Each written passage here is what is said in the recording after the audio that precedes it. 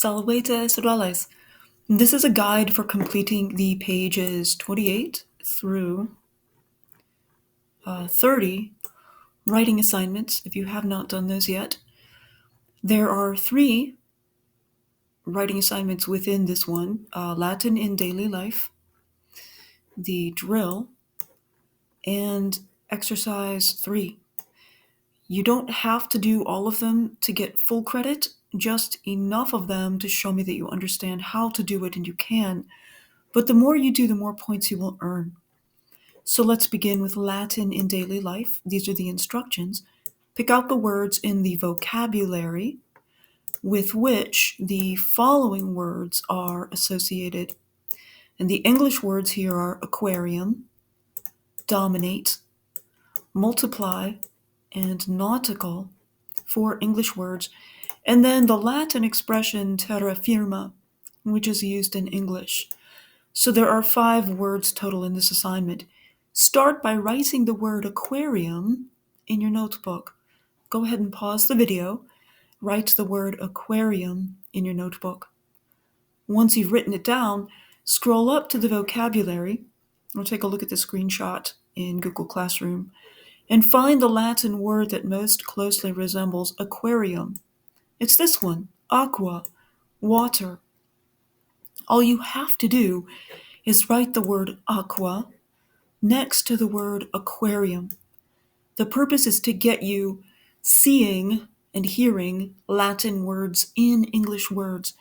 But if you want extra points, write what the word aquarium means. It's a fish tank. And explain why it has the Latin word water in it. Well, an aquarium has water in it. And then repeat that same process with dominate, multiply, and nautical. Go to the vocabulary and find the Latin words that are in those English words, and then if possible, explain the relationship. And then last but not least, just look up the phrase terra firma. It is a Latin phrase, but it's used in English, and write down its meaning. So that's Latin in daily life. Next is the drill. So there are 10 questions. If you can complete 3 or 4, that will be enough, but the more the better. Again, the more you complete, the more points you can earn. So take each one separately, one at a time, and start by writing the sentence with the blank spaces in your notebook. So please go ahead and pause the video and copy this sentence into your notebook. Tulia, fili, with a blank space, and notice the macron or long mark over the I. Bone, blank space here, and amat. So copy that into your notebook, please. Now, after you copy that into your notebook, the next step in the process is to start taking notes that will help you to accomplish the goal of the exercise, which is to figure out what endings go in these blanks. So as you know from our studies, we have so far learned 4 different endings that go on nouns in Latin to tell your listener or your reader what those nouns are doing in the sentence. I, os. Memorize these if you haven't done already. Is the singular and nominative for one person or thing who's the doer of an action. Is the singular and accusative for one person or thing that is the receiver of an action. I is the plural nominative for multiple people or things that are the doers of action. Os is the plural and accusative for multiple people or things that are the receivers of the action. So the goal of the drill, that's this exercise, is to figure out what endings go into these blanks. It may come quickly and easily to you, but show your work by taking notes above and below each sentence. So after you copy this sentence into your notebook, here's what you do. First, figure out the English meaning of each Latin word and write it above. Tullia is just a Roman woman's name, so it means Tullia. Philia, as we know from this chapter's vocab, I believe, means daughter. So the English word that goes above fili blank is daughter. The word bona, as we know from our past vocabulary, means good. So write good above bone blank. And amat, from I believe this chapter's vocabulary, last chapter, it was in chapter, must have been in chapter 2. Amat means to love or to like someone. So once you write in the English words over the Latin, you can get a sense for what this sentence is trying to say. Tullia, daughter, good, love. Probably means something like Tullia loves the good daughter. But now let's look at the Latin more carefully and see. So underneath the Latin, please write the case and number of each noun and label the verb. So Tullia is a noun. It is singular and nominative, as we know from the short A ending. So Tullia must be the doer of the action. Philia, we don't know yet what case and number it's going to be, so we'll skip over it. Bone, we don't know yet. Amat is the verb. So since Tullia is in the nominative case, she is the one who's doing the loving. Whom is she loving? A good daughter or good daughters? It could be singular or plural. So then the question we ask ourselves is, what case and number do fili and bone have to be? Well, we know they have to be accusative because Tullia is the doer of the action. She is doing the loving. Tullia is amating, she loves. Whom does she love? The good daughter or good daughters. So then we think about our endings and we think about what endings to put on fili bone. It has to be accusative, either singular or os plural. Either one would be fine. In our example, let's go with So fili is going to be singular and accusative. And the same with bone. The adjective good, bone, has to match the noun it's describing in number, singular or plural, and case, nominative or accusative. So now we know that fili, good daughter, fili bone, has to be accusative and singular. So now we know what ending goes in the space, the ending am. So in your notes, you would fill in, I can't do it on this slide, but you would fill in am after fili and after bone in the two blanks here, so that the sentence reads, Tullia, filiam, bonam, amat.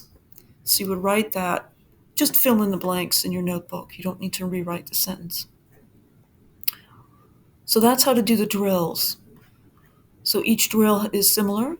Please copy out the sentence with the blank spaces. Go through the process of figuring out what the sentence means in English, and then label the cases of the nouns and figure out what endings need to go in these blanks. Exercise 3 is to take an English sentence and to write it in Latin. So again, the first step is just to copy each sentence into your notebook, leaving space above and below. So please pause the video and in your notebook write, Cornelius's villa has many columns. So once you've written out the English sentence, find my example. Once you've written out the English sentence, Cornelius's villa has many columns in your notebook. The next step is to figure out what Latin words you need. Because you're going to take this English sentence and express it, write it in Latin. So again, we're staying away from Google Translate. Yes, you probably could put this into Google Translate. You get something, may or may not be accurate. It won't have macrons, but that's not knowing the language. So these notes will show me that you've thought about how to do this and you've thought for yourself instead of just going to Google Translate. So over each English word, write the word that you need in Latin to say that meaning. So we know that the adjective Corneliana means belonging to Cornelius. So we need a macron over the A to get the adjective Corneliana. Villa, the English word villa, can just be written as villa in Latin. It means mansion. or a large house in the country. So villa. Has in Latin is habet. Many in Latin is multa. Column is columna. So for now, we'll just write the words in their nominative singular forms with a short A on the end. We'll figure out later what endings they need to have. So now you've got all the Latin words that you need to express the meaning of this sentence. The next step underneath each English word is to figure out what number and case it needs to be in. So villa is singular. So we know that Cornelius's villa is going to be singular. It is the doer of the action of having. Cornelius's villa has. So Cornelius's villa is the doer of the action. Remember, the doer of the action goes in the nominative case. So short A will be the ending for Corneliana and Willa. They're just going to keep the short A. We don't have to change it. Habet is the verb. So let's go ahead and write singular and nominative under Cornelius's villa. Singular and nominative. We'll write verb underneath has. And now let's think about many columns. Many columns is not the doer of the action, it is the receiver of the action. It's the villa that has the columns. The columns are being had by the villa. So, what case and number will many columns be? Well, it's going to be plural. It's going to be plural, but it's also going to be accusative because the many columns are receiving the action. So the ending as, long as, will go on to many columns. So let's label it. Many columns will be plural and accusative. Plural and accusative. And that means we will put the endings, the ending long A,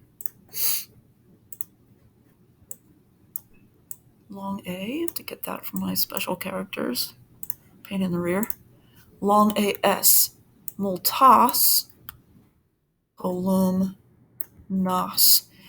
So now we have the proper endings, the necessary endings on the Latin words. The final step is to write the entire Latin sentence with a word order that would be more comfortable and usual in Latin. So Romans and other Latin writers tended to put their nouns before their adjectives. So we'll start with Villa, then Corneliana. So it's Villa Corneliana. Cornelius is Villa, Cornelius is mansion. Then the accusatives, multas columnas. So Roman writers and other Latin writers tend to put verbs at the end. The words can actually be in any order you please because the endings tell you what they're doing. Hello. Hey. Okay, just a minute, please. I'll be right with you. Shoot. Oh. Let me just put my verb in the right spot. Okay. It's all right. It's all right. Give me 1 minute. Okay. Villa Corneliana multas columnas habet. And that's how you do exercise